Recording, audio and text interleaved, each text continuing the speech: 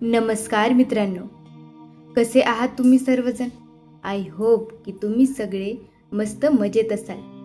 तर तुमच्यासोबतही असं कधी झालंय का की एखादी व्यक्ती पहिल्यांदाच भेटते आणि काही सेकंदात आपल्याला वाटतं की ही व्यक्ती चांगली आहे, किंवा दुसरी व्यक्ती त्याच्यापासून थोडं अंतर लांबच ठेवलेलं बरं. पण असा प्रश्न आहे की समोरच्या व्यक्तीचा स्वभाव खरंच एका क्षणात ओळखता येतो का? तर याचं उत्तर आहे पूर्णपणे नाही.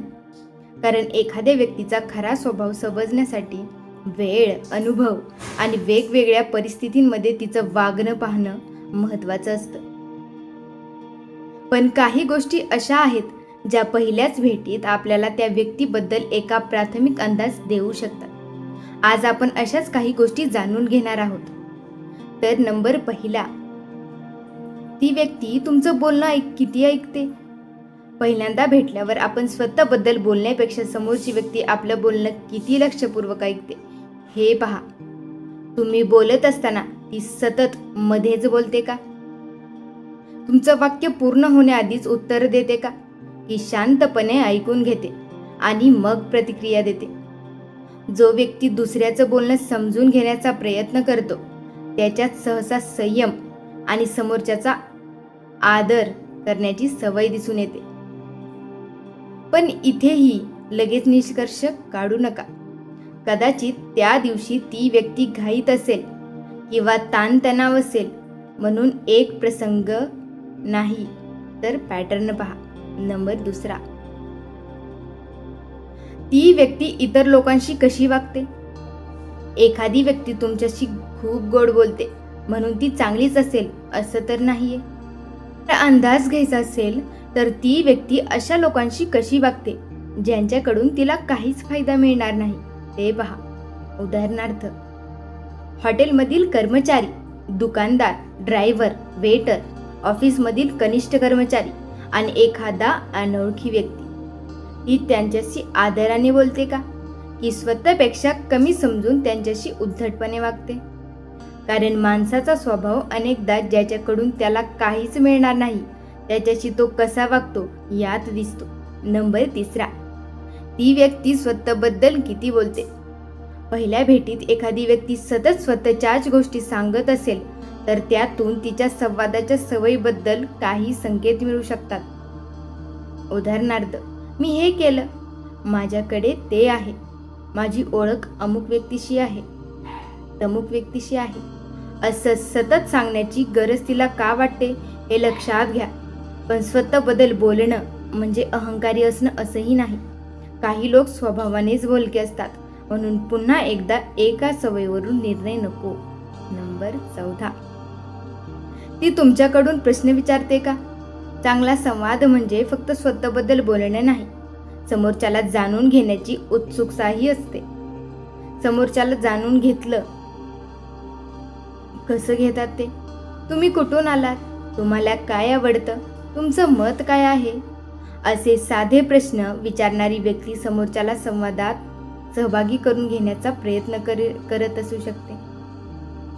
पण प्रश्न विचारत नाही म्हणून ती व्यक्ती वाईट आहे असं नाही. कदाचित ती लाजाळू असेल, म्हणून परिस्थितीही लक्षात घ्या. नंबर पाचवा, छोट्या गोष्टींवर तिची प्रतिक्रिया पहा. स्वभाव ओळखण्यासाठी मोठ्या प्रसंगाची गरज नसते. पाचवा, छोट्या गोष्टींवर तिची प्रतिक्रिया पहा. स्वभाव ओळखण्यासाठी मोठ्या प्रसंगाची गरज नसते. कधी कधी छोट्या गोष्टी खूप काही सांगतात.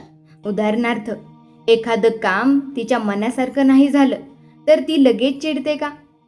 कोणी तिचं मत मान्य नाही केलं तर ती लगेच रागावते का? किंवा शांतपणे दुसरं मत स्वीकारते? मतभेदाच्या वेळी माणूस कसा वागतो हे खूप महत्त्वाचं आहे. कारण सगळं आपल्या मनासारखं असताना शांत राहणं सोपं असतं, पण मतभेद झाला की संयमाची परीक्षा कठीण होते. नंबर सहावा, चूक झाल्यावर ती काय करते. प्रत्येक माणसाकडून चुका होतात, पण चूक झाल्यावर व्यक्ती म्हणते का, हो माझी चूक झाली आहे, की लगेच दुसऱ्यावर दोष टाकते, त्याच्यामुळेच झालं, तिने मला सांगितलंच नाही, माझी काहीच चूक नाही. सतत स्वतःची चूक स्वीकारून पळणारी व्यक्ती आणि स्वतःच्या चुकीची जबाबदारी घेणारी व्यक्ती यांच्यात मोठा फरक असतो. नंबर 7, गुपितांबद्दल ती कशी बोलते. समोरची व्यक्ती पहिल्याच भेटीत दुसऱ्यांची खाजगी माहिती तुम्हाला सांगत असेल तर एक गोष्ट नेहमी लक्षात ठेवा. आज ती दुसऱ्यांचं गुपित तुम्हाला सांगते, उद्या तुमचं गुपित दुसऱ्याला सांगणार नाही याची काय खात्री आहे. म्हणून विश्वास ठेवताना वेळ द्या.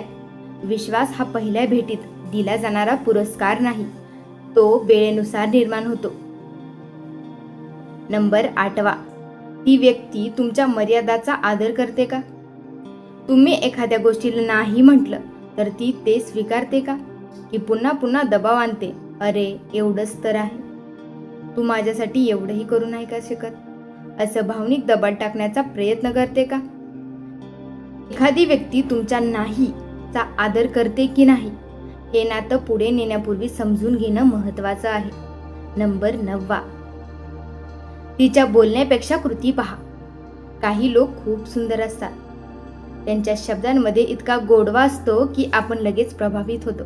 पण लक्षात ठेवा, शब्द ऐका पण कृतीही पहा. एखादी व्यक्ती मी नेहमी तुझ्यासोबत आहे असं म्हणते, हे एक गोष्ट, पण गरजेच्या वेळी ती व्यक्ती खरंच जबाबदारीनं वागते का हे जास्त महत्त्वाचं आहे. म्हणून व्यक्तीला तिच्या आश्वासनांपेक्षा तिच्या सातत्यपूर्ण कृतींवरून समजून घ्या. नंबर 10, ही व्यक्ती तुमच्या यशावर कशी प्रतिक्रिया देते.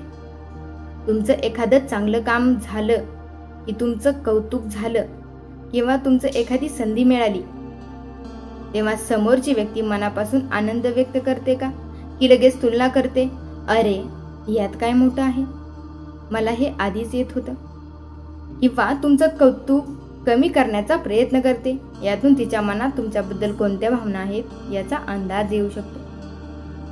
नंबर 11, ती व्यक्ती सतत दुसऱ्यांची निंदा करते का.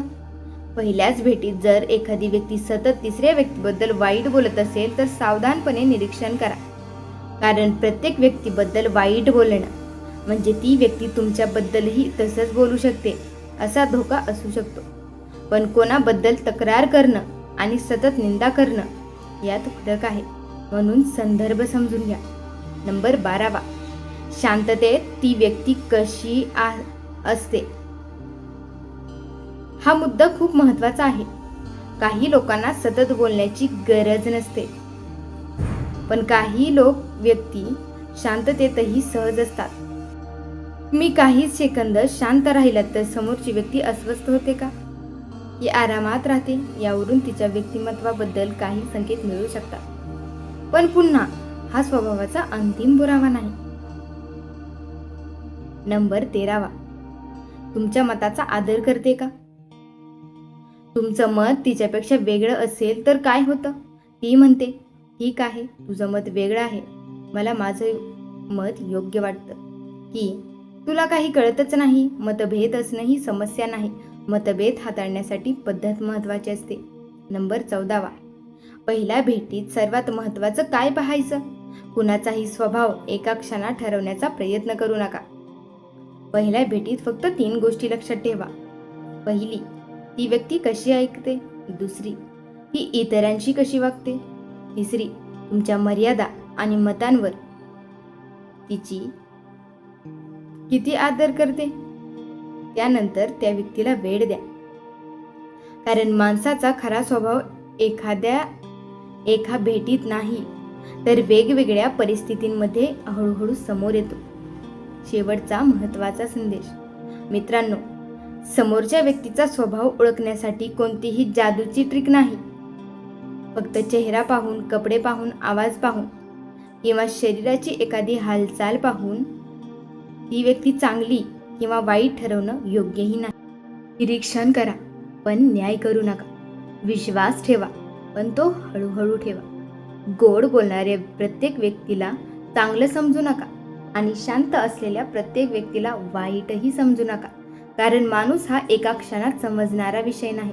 तो समजण्यासाठी वेळ लागतो, अनुभव लागतो आणि सर्वात महत्त्वाचं म्हणजे डोळ्यांपेक्षा मनापेक्षा जास्त वर्तनाचं निरीक्षण करावं लागतं. म्हणून पुढच्या वेळी एखादी नवीन व्यक्ती भेटली तेव्हा लगेच निर्णय घेऊ नका. फक्त शांतपणे निरीक्षण करा.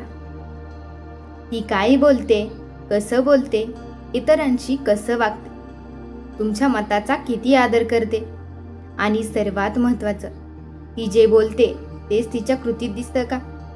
याचं उत्तर तुम्हाला त्या व्यक्तीला समजून घेण्यासाठी सर्वात जास्त मदत करेल.